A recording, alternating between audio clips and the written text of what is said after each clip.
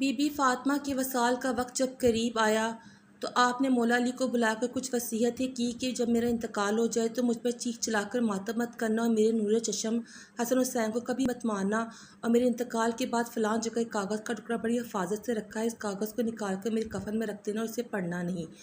مولا علی نے حضرت فاطمہ کو رسول اللہ کا واسطہ دے کر فرمایا، مجھے بتاؤ اس کاغذ میں کیا لکھا ہے؟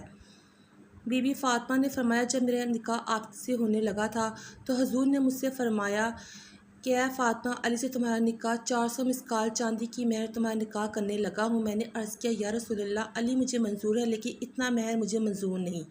حضور نے فرمایا، پھر خود ہی بتاؤ مہر کیا ہو؟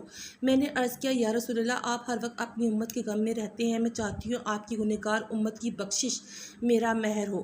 چنانچہ حضرت جبرائیل علیہ السلام واپس گئے اور پھر یہ کاغذ کا ٹکڑا لکھ کر آئے جس میں لکھا ہے، میں نے امت محمد کی شفاعت فاطمہ کا مہر مقرر کیا۔